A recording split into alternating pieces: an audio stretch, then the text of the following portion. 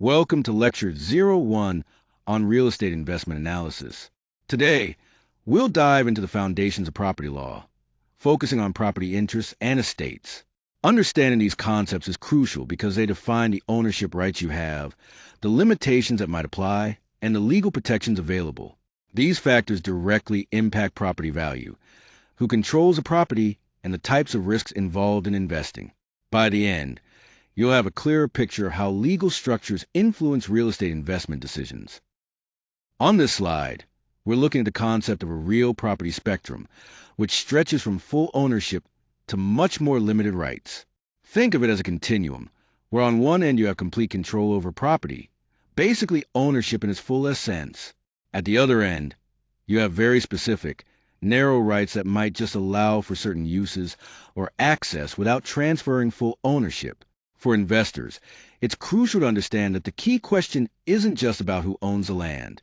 Instead, it's about what rights they can actually use, transfer, finance, or place restrictions on. This broader perspective on real estate interests helps in making smarter decisions about property investments and management. When we talk about residential ownership, one of the key concepts is fee simple absolute, which represents absolute ownership. This type of ownership grants the strongest bundle of rights you can have in real property. That means you have a right to use the property, exclude others from it, sell it, lease it, or even pass it on through a will or inheritance. Fee simple ownership is permanent and transferable, making it extremely durable. Unlike other estates, it's not limited by time or tied to anyone's life, and it doesn't automatically revert back to someone else. Because the ownership is clear and complete, it has the highest marketability. This clarity and alienability make it very attractive for investors. From a financial perspective, fee simple ownership drives value in underwriting since it simplifies financing and resale. Essentially, it's the most secure and flexible form of property ownership available, providing a solid foundation for both personal use and investment. On this slide, we're diving into present possessor estates, which essentially define who has the right to use, control, and profit from a property right now. First up is fee simple, which is the broadest and most complete form of ownership you can have. It represents full ownership and comes with the highest marketability. This means you have almost unlimited control, limited only by laws, zoning rules, taxes, and any recorded restrictions. Next is a life estate, which grants ownership for the duration of a person's life. The key thing here is that possession lasts only for that lifetime, and once the individual passes away, the property interest automatically transfers to another party. This limits how much control the life tenant has and when they can exit, making life estates a useful tool for estate planning. Then we have leasehold estates, which give a tenant the right to occupy for a specific, fixed term. Unlike fee ownership, this interest is shaped by the lease agreement and includes protections for the tenant set out by law. Leasehold are often cash flow driven, meaning their value is tied to rental income. From an investment perspective, the type of estate you hold influences important factors like how long you'll have control, how easy it is to transfer ownership, your ability to secure financing, and how much legal authority you have over the asset. The more limited the estate, like a leasehold or a life estate, the more carefully you need to consider control duration, pricing, and the risks related to reversion or transfer. Understanding these differences is crucial when analyzing real estate investments. This slide focuses on the concept of future interest in property law, specifically how the transfer of control depends on the type of estate involved. Future interests are rights that activate later, meaning they don't take effect immediately, but come into play after the current estate ends. In investment terms, future interests help us understand who benefits right now, who has to wait, and what happens once the present estate concludes. The current holder, such as a buyer or tenant, has today's possessory right. However, the deed or lease might reserve a future claim for someone else. One key type of future interest is the reversion, which means that when a limited estate expires, the property automatically reverts back to the original owner or their heirs. This is residual ownership, retained by the grantor after a lesser estate ends. Alternatively, a remainder is a future interest that passes to a third party. It waits for the natural termination of the prior estate before taking effect. On the other hand, an executory interest is a future claim, that can cut short the current estate when a specific event occurs, effectively divesting the prior estate. Understanding these distinctions is essential for grasping how property interests shift in terms of value, control, and timing across different scenarios. In this section, we're focusing on planned communities and the role of covenants, conditions, and restrictions, or CC and RS. These are not just administrative details. They're critical rules that govern how a property can be used, changed, leased, or improved. For investors, understanding CC and RS is essential because they can either protect the value of a property or limit its potential upside. First, CC and RS help maintain neighborhood consistency. They include architectural standards, setback requirements, and use restrictions. These elements help stabilize curb appeal and comparable property values, which can be a big advantage in keeping the community desirable. However, CC and RS also create operational limits. For example, they might impose rental caps, require design approvals, or set parking and amenity rules. While these rules promote order, they can reduce flexibility for investors who want to make changes or maximize rental income. That said, well-enforced covenants tend to boost investor confidence because they prevent disorder and maintain quality. But if the controls are too strict, they might actually reduce demand. So it's a balance. Finally, it's vital to thoroughly review all relevant documents, like the declaration, homeowner association rules, amendments, and enforcement history, early in the underwriting process. Doing this up front helps investors understand constraints and opportunities before acquiring a property. In this slide, we're focusing on easements and how they relate to value from an investment perspective. First, let's clarify what an easement is.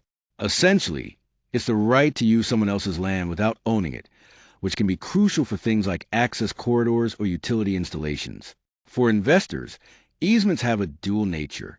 On one hand, they can preserve essential access that adds utility and makes a property more functional. On the other, they can also impose permanent limitations, such as reducing privacy, restricting future development, or making the property less attractive to potential buyers.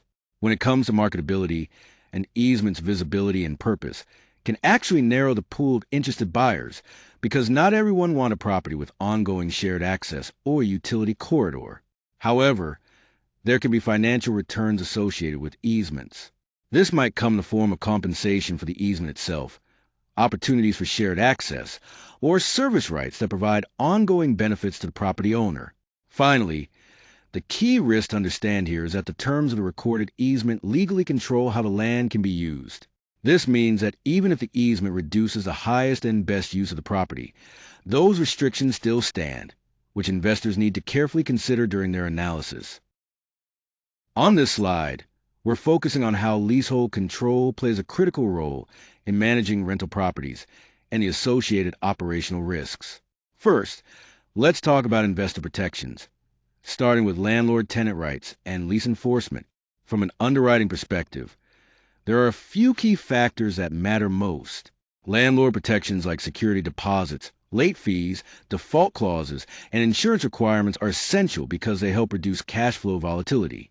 These measures give landlords some financial cushion if issues arise. On the tenant side, responsibilities such as paying rent on time, maintaining property, and following compliance obligations are crucial. These duties help preserve the asset and minimize operating losses, which benefits investors by keeping the property in good condition and income steady. Lease enforcement is another important area. The processes around notice, cure periods, eviction procedures, and acceleration remedies define how quickly an investor can react if a tenant defaults.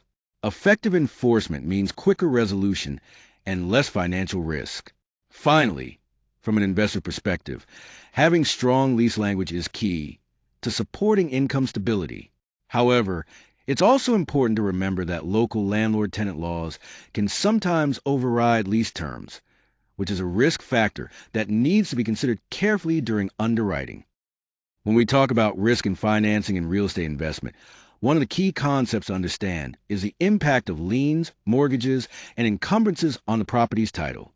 Every claim against the property's title affects its value, the ability to refinance, and when an investor can exit the investment. Essentially, investors must carefully evaluate the difference between owning a property free and clear versus one that has existing claims or obligations. Let's break down the types of liens and encumbrances. Voluntary liens are those that the owner agrees to, such as mortgage debt. These are typically recorded with priority, either first or junior, and must be paid off when the property is sold or refinanced. This creates a direct obligation that affects the investment's cash flow and exit strategy. On the other hand, involuntary liens arise without the owner's consent. Common examples include tax liens or judgments. These can sometimes take precedence over liens recorded later, which can complicate matters and introduce risks around collection or legal compliance. Then there are other encumbrances like easements, covenants, conditions, and restrictions, often referred to as CCRs, as well as leases. These don't represent debts, but rather limitations on how the property can be used. They can curtail your control, reduce its marketability, or hinder redevelopment opportunities. It's important to recognize that these encumbrances require more than just a legal review. They need to be factored into the property's valuation because they directly impact its usefulness and potential profitability. So, when assessing risk and financing, always consider both the financial claims against the property and the practical limitations imposed by encumbrances. When conducting investment analysis, it's crucial to understand the certainty of ownership, enforceable rights, and protection against defects. This is where due diligence in title examination becomes essential. First, we look at the chain of title. It's important to confirm that the ownership history is continuous without any gaps, suspicious transfers, or unresolved errors that could complicate or cloud the conveyance of the property. Next, we search for recorded liens. This includes mortgages, tax liens, judgments, homeowners association claims, and mechanics liens. Any of these could persist after closing or reduce the equity in the property, so they must be identified. The legal description of the property needs to be exact. The deed, survey, and title report must all match perfectly, ensuring that the acreage, boundaries, and parcel identifiers align precisely with the asset you're acquiring. We also identify any exceptions and easements. These could be rights of way, access issues, mineral reservations, or other limitations that might affect how you can use or redevelop the property, or even impact its value. Finally, title insurance is a critical step. It's vital to require policy coverage and to scrutinize any exclusions carefully, so the investor fully understands which defects are protected and which remain risks after purchase. In summary, reading the title thoroughly before buying is non-negotiable. A clean contract alone isn't sufficient. Investors must verify who has the right to convey the property, what burdens still exist, and ensure that the recorded history can support underwriting, safeguarding their investment. When it comes to real estate investing, one of the critical risks to manage is title defects.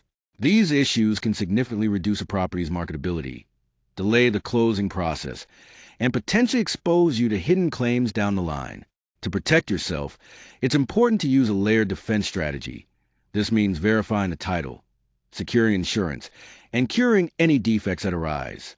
Common title defects include chain of title gaps, where missing conveyances or unresolved breaks in ownership create uncertainty about who actually has the right to sell the property. Another frequent problem is undisclosed heirs who might later assert inherited rights, especially if probate was handled improperly or transfers were informal. Encroachments are also a concern. These occur when improvements cross boundary lines, potentially leading to disputes or costly legal action to remove or adjust structures. To defend against these risks, there are several protections available. Title insurance is key. It covers losses from defects, liens, or ownership claims that weren't identified before closing. Warranties of title, such as a covenant of season and the right to convey, are promises made by the seller that shift some of the risk if the title proves defective. Finally, quiet title actions provide a judicial remedy to clear competing claims, resulting in a cleaner, more financeable title record. Together, these tools help investors minimize risk and protect their investment. When it comes to investment analysis, understanding how value is created really boils down to clarity of rights. Every property interest you're dealing with directly influences the outcome of your investment. First, control is crucial. You need to know exactly which rights you have, whether it's to use, lease, improve, or transfer the property, before you even start pricing the deal. This knowledge helps you avoid surprises and positions you better for making sound decisions. Next, risk management plays a big role. Identifying any limitations, restrictions, or title defects early on allows you to factor those issues into your valuation. You can then decide whether to discount the price, take steps to resolve the issues, or simply walk away if the risks are too high. Finally, exit value, the condition of the property at the time of resale or refinancing, is influenced by how clean the ownership and title are. Properties with stronger titles, fewer encumbrances, and clearer estates are more attractive to lenders and buyers, making financing easier and boosting your potential resale profits. In short, mastering these elements of rights clarity is key to maximizing your returns on investment.